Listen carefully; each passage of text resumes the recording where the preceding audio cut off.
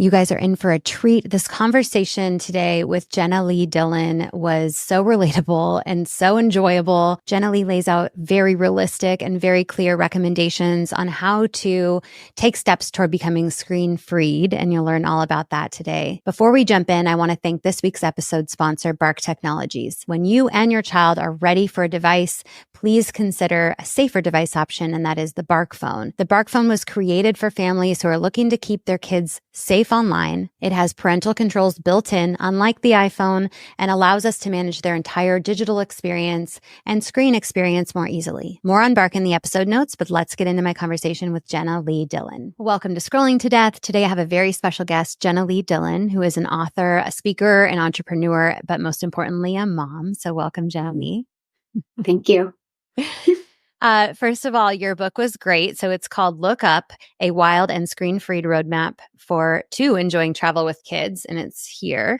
And you wrote it after 65 flights and 51 road trips with your daughter, all without screens, which is fascinating to me because even for families who restrict or minimize screens, travel is often the exception.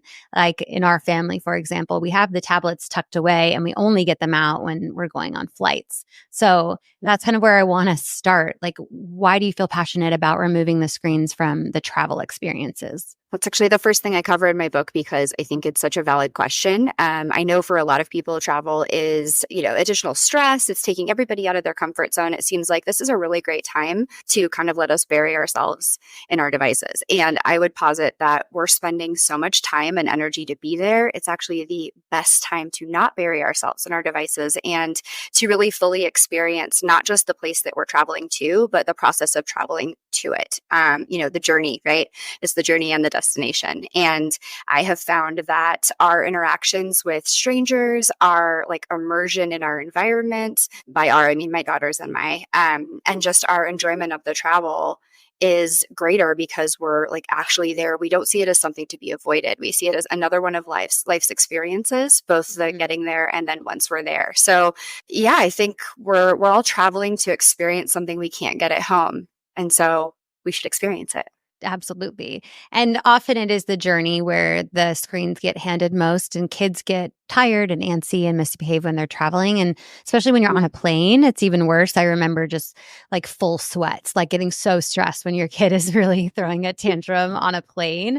And I think there's an expectation that children in public like shouldn't be heard or should be behaved and that they should be silent. So how do you deal with that in your travel experiences?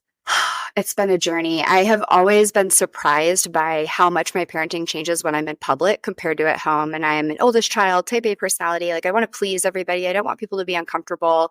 And watching my child be a child, which by nature means that she's louder than adults. She's more active than adults. She's less regulated than adults. Like watching her do that and watching myself react to it has really been eye-opening. And I think that I have a subchapter in the book called Who's the Adult Here Anyway? And I think it's interesting that we have this desire to sort of mute the least regulated people, aka the children, in favor of making sure that the supposedly most regulated people, the adults, are comfortable. Right. And there's nothing about me that's like feral parenting, let my kid do whatever she wants. But at the same time, she's learning how to be out in the world. And every time we learn, we make mistakes. Right? We don't get it the first time. And the adults are presumably already capable of being in the world with distractions and noises, and also noise canceling headphones are now a thing. Right. And they're relatively inexpensive compared to how they used to be. So I think really taking the focus off of keeping the child quiet, contained, and very unchildlike, and putting it more on looking at time in public as a learning opportunity and as practice has enabled me to dial back my desire to press the human mute button and get my child to be quiet. And helped me look at it as a chance to help her develop those skills. Because if she doesn't develop them now because she's face deep in an iPad, she's never going to develop them. It's not just going to miraculously get better when she's 8 or 9 or 10 or 15.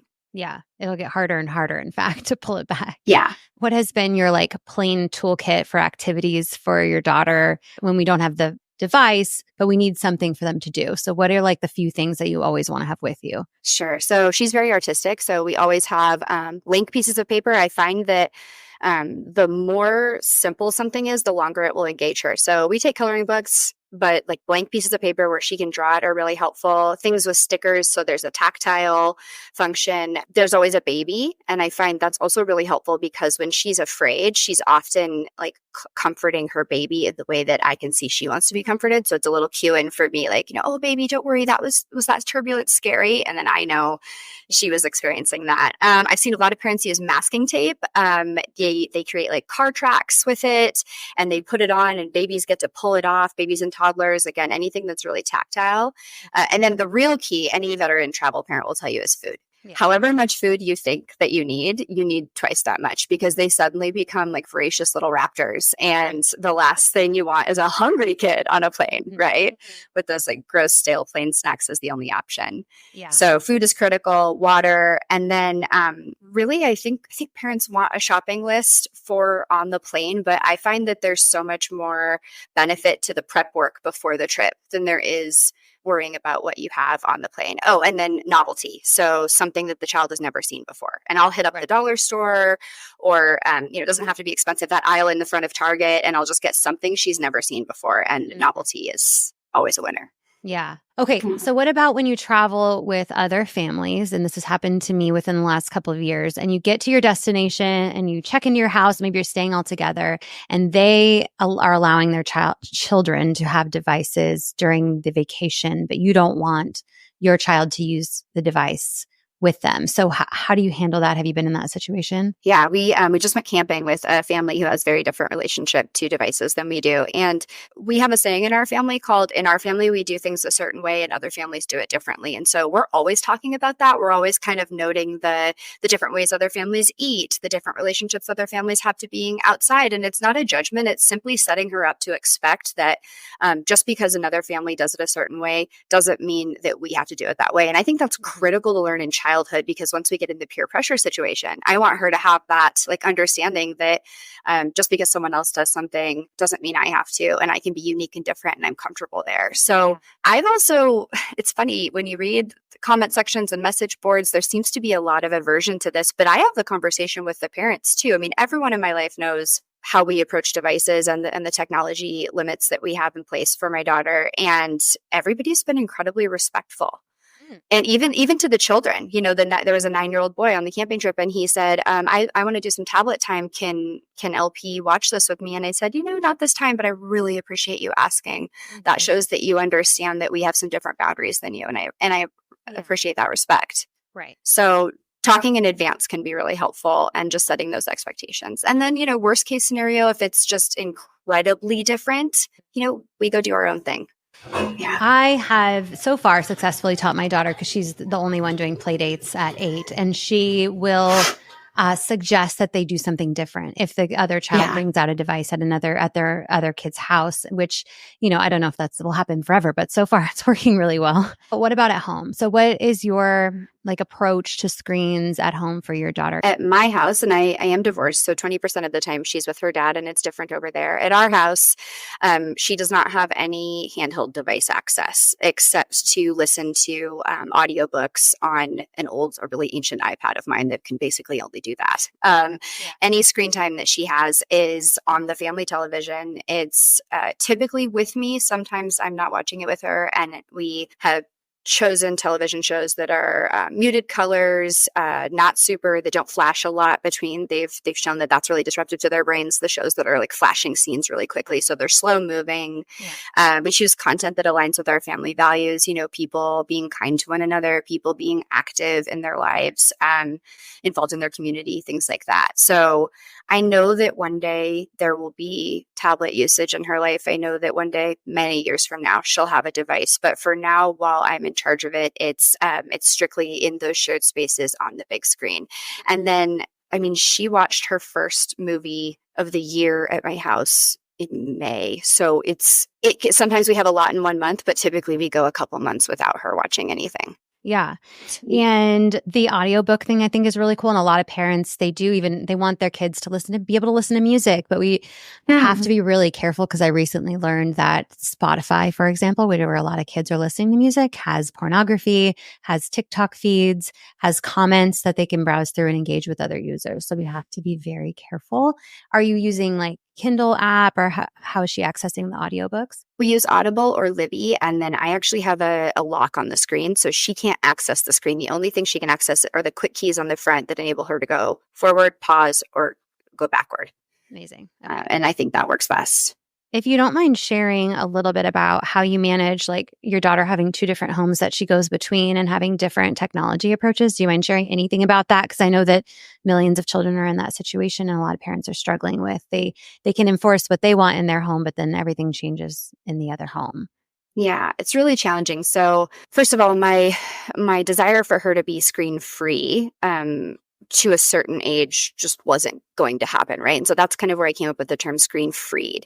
And what that looks like is acknowledging that not only is our device usage at our house going to fluctuate based on are both of us sick, what's my work schedule and things, it's also going to fluctuate across her life. And so my goal is to help her be able to recognize in her body when she's had too much screen time. And so we talk about like, oh, do you feel kind of restless or does your tummy not feel good? And so she's learning to recognize in her life when it's been too much, and she can communicate with her dad, I think we should go play outside. We also do 1,000 hours outside. And so the agreement that I asked her father to make that he agreed this summer is that they always spend more time outside than they do watching a screen. And so that's kind of the balance that I've asked of him that he's agreed to. The other thing is just letting him experience for himself the effects of screen time. So he took her to Disneyland last year, and I said, this is a screen-free travel child. You don't have to do anything. She won't ask for it.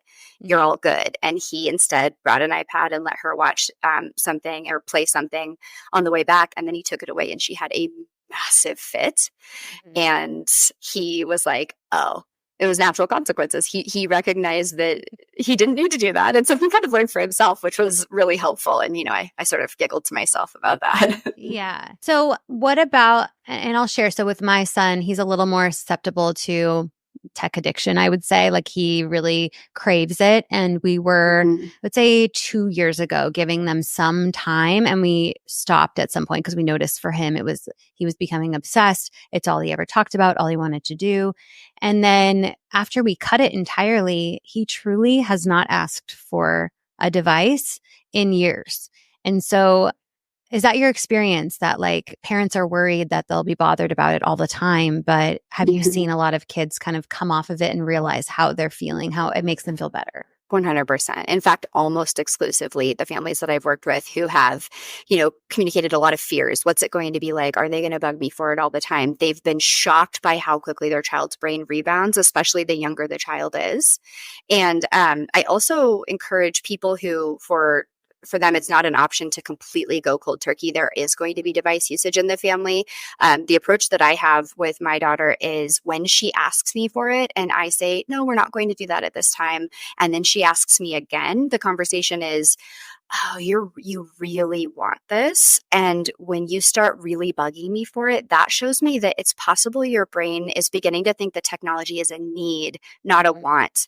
And what are our needs? We go through, we need food, we need, outside time, we need water, we need shelter, we need oxygen. And that really nips it in the bud because she knows that if she bugs me a lot for it, that's a ding, ding, ding to both of us that she's getting too much of it. And our response to getting too much of it and our response to her brain thinking it's a need, not a want, is to go completely screen free for a period of time. And that has worked really well for families. And I'm talking about this started working when she was 3.5.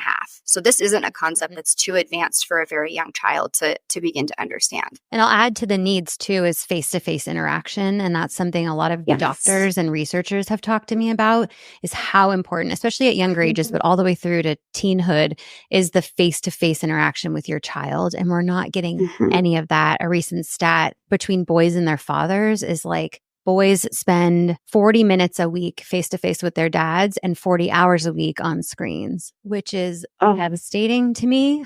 I'll never forget that one. I love how you talk about like just if you do have screens in the house, like more time away from screens meaning Yes. more time doing things together and doing things alone and being bored and creative, but also doing things together is so important. And it's hard. Our days are so busy. Like it's hard to find the time to sit across from them and play a game or just have a conversation and not be doing It 20 things at is. once because we're all master multitaskers at this point. Well, and that's where the upside of screens actually comes into play. So during the pandemic, my daughter and I became an instant family of two a week before the pandemic started. So crazy timing. And we had a device a portal that we used to have dinner with my grandparents in Arizona and my mom in southwestern Colorado. And so once a week then, and even about twice a month now, we have dinner with them. And so I appreciate technology in that regard because my daughter's grown up knowing my grandparents almost as if they live here, having tea parties with them and doing puzzles with them. And they would read books to her, that we have the book and they have the book and they turn the pages together. And so I think it's really important to acknowledge that there are gifts of technology. Mm-hmm. And, when we talk about limiting screen time, I think the big pushback is this is the way the world is. Okay. And there are ways to use technology as a tool, a really helpful tool to facilitate some of that, those family relationships and that face-to-face conversation, even with people who don't live nearby. Yeah. It doesn't replace any of that. Like it cannot replace any of that. And a lot of the reports and research, when they talk about limiting screen time, they often use FaceTiming family as an exception. So I'm thinking about like just day-to-day life. And I've been struggling with finding a restaurant for our family that doesn't have screens all over the place. And Seriously. when there are screens in the restaurant, my kids are not paying attention to me.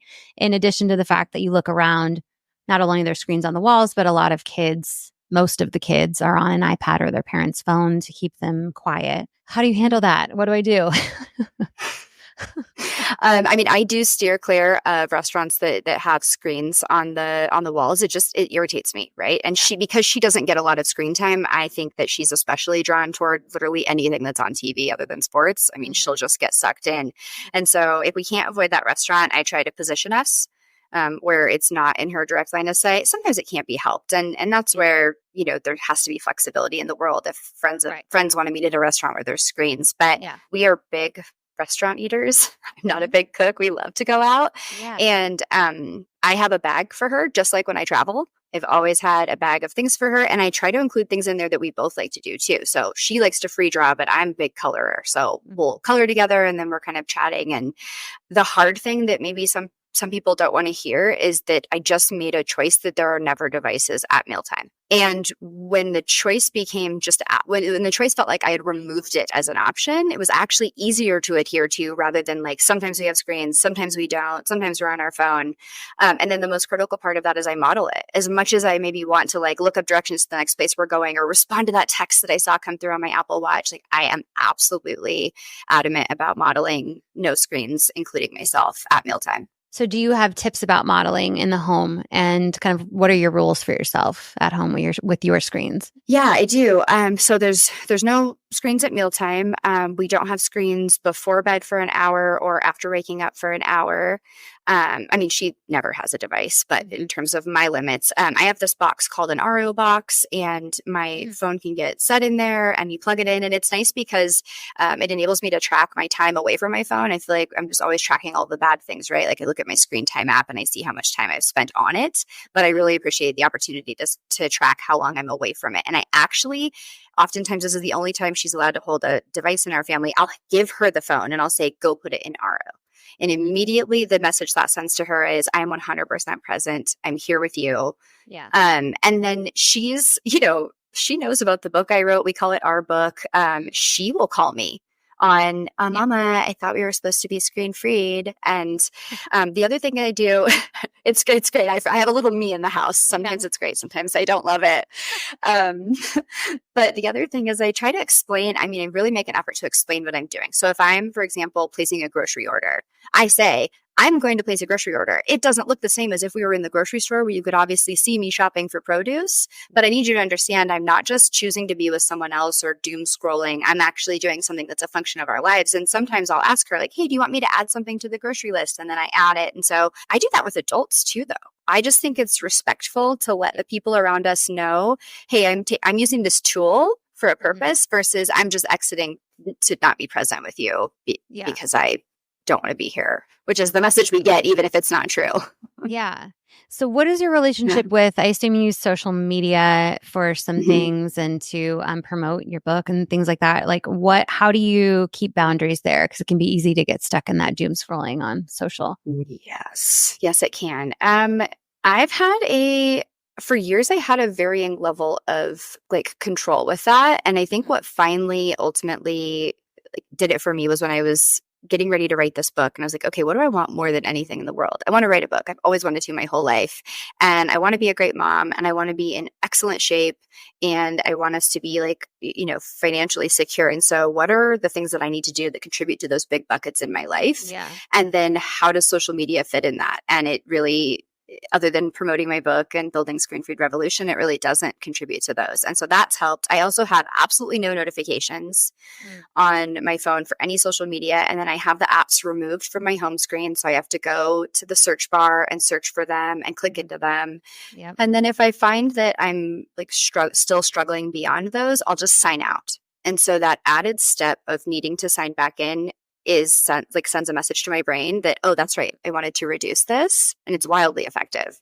Yeah. So those are kind of the things I do. Just making it like a little bit harder to access or use the device or the social media app is so interesting. Like I stopped using even a case because I feel like it's a little more slippery and harder to use. Yeah. And I don't use, this pop socket thing. I'm not trying to make it super easy for me to be on it for longer. Right. Like regarding going out in the world, like I stopped using AirPods because I'm like, I shouldn't be waiting in line and have to pop and have it be so easy to tune out and away from my surroundings, especially if I'm with the kids. Like that's a no. I leave it in the car when I'm with the kids. I don't bring it in coffee shops or wherever I am, unless I need it for a list or something. But I mean, there's so many little tricks that I feel like can be really make a big difference. Yes. Having it physically not with me is just critical. I mean, that just leaving it in another room, leaving it in the car, leaving it at home when I go to pick up and do school pickup and drop off, like those. Yeah, it's astounding how effective that is. Just not having that instinctive like ability to grab it. Yeah. And the creative ideas you have when you don't have a device with you. I think that's true of kids too. So you talk about in the book, and I hear all about this everywhere, is the importance of kids being bored. Often, I think the second a kid is bored at home, if they have free access to a device, they just grab a screen or are given a screen. What have you learned about the importance of being bored and like not pacifying them with the screen? Pausing here to talk to you about tools that can help you manage your children's screen time. That is the Bark phone and the Bark app. Bark uses advanced AI to scan your child's text messages, social media, images, videos, and audio for threats like drug content or cyberbullying, even child sexual abuse material or grooming. You don't have to scan through all of their messages. Bark will just send you an alert if something harmful happens. The effects of screen time on our kids can be worrisome, as we're learning from Jenna Lee today, but tools like Bark can give you some peace of mind.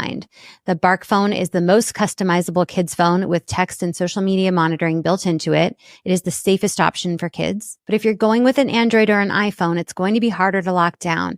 So please consider layering on the Bark app, which is high-tech parental monitoring, also scans their activities for harmful content, and allows you to manage screen time. You can also block certain websites and apps and a ton more. More on Bark in the episode notes, but let's get back into my conversation with Jenna Lee. Boredom is an opportunity. It's my favorite thing to say. I say it to my daughter all the time. She hates it, but it's true.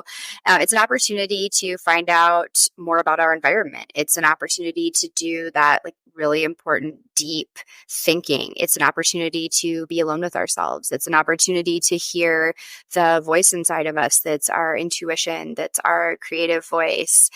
It's an opportunity to use the things around us to be entertained by it. It's an opportunity to discover things about ourselves.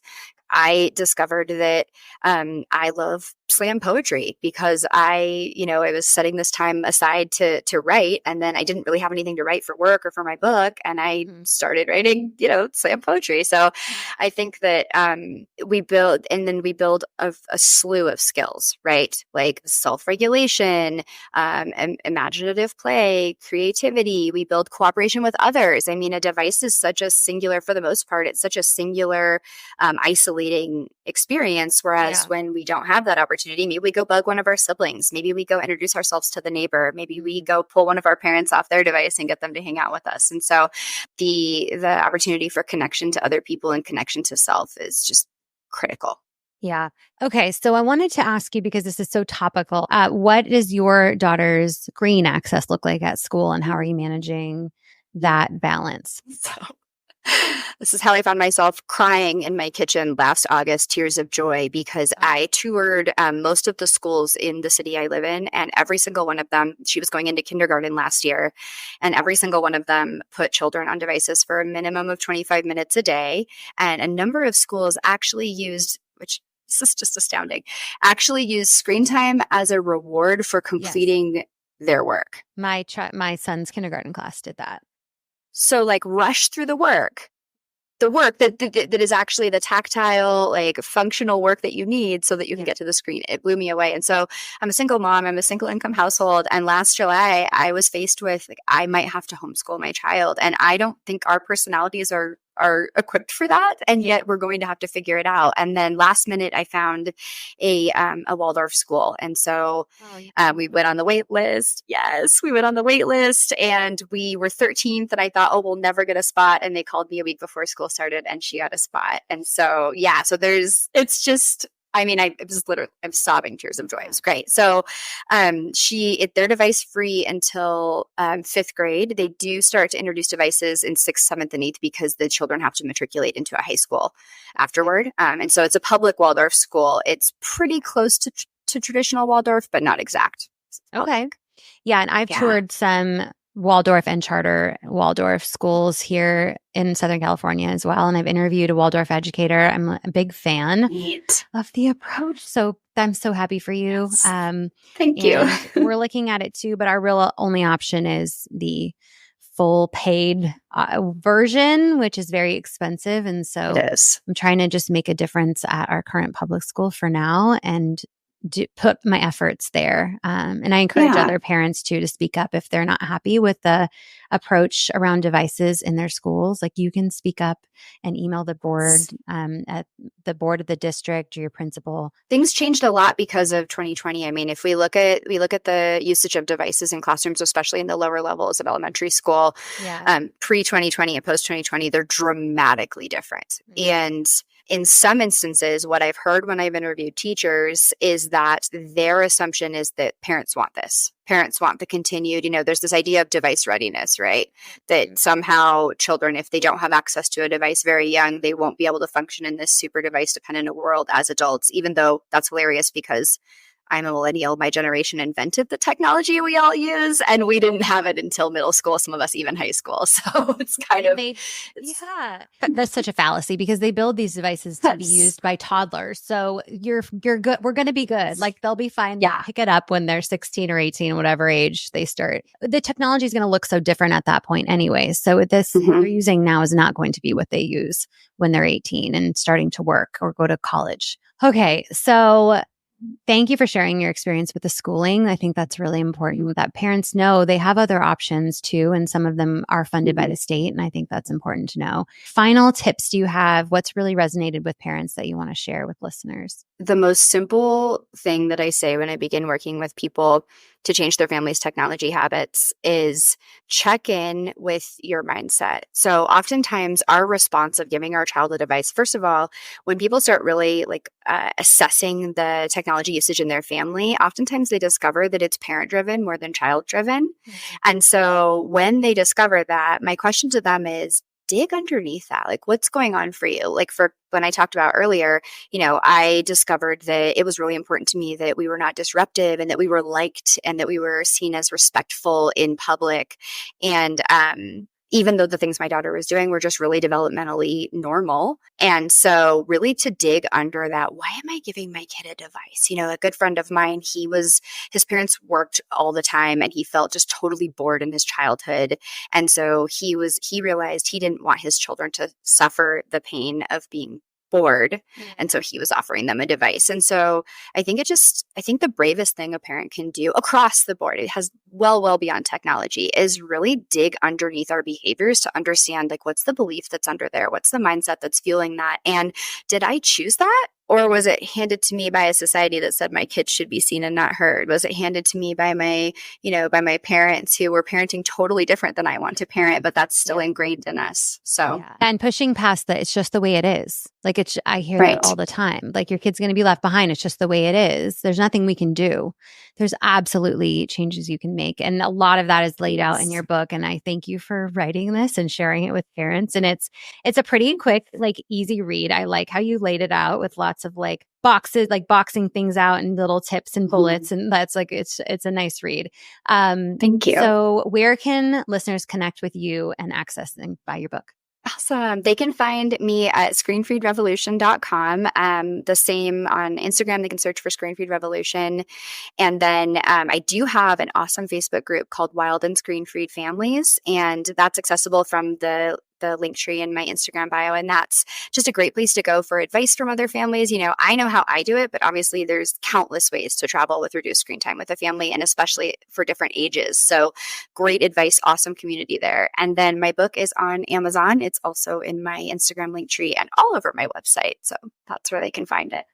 Jenna Lee, thank you so much for having this conversation. Listeners are going to be learning a lot from you, and I hope they purchase your book and take these practices into their families and reflect on kind of their own decisions. I love how you shared how it's kind of comes back to the parent and our beliefs, and I think that's a really important lesson to reflect on. So thank you again for doing this. Thank you for everything you're doing on behalf of parents and especially children. I just admire you so much, and I'm really grateful to have gotten to talk to you today. Thank you, Jenna Lee. That's so nice.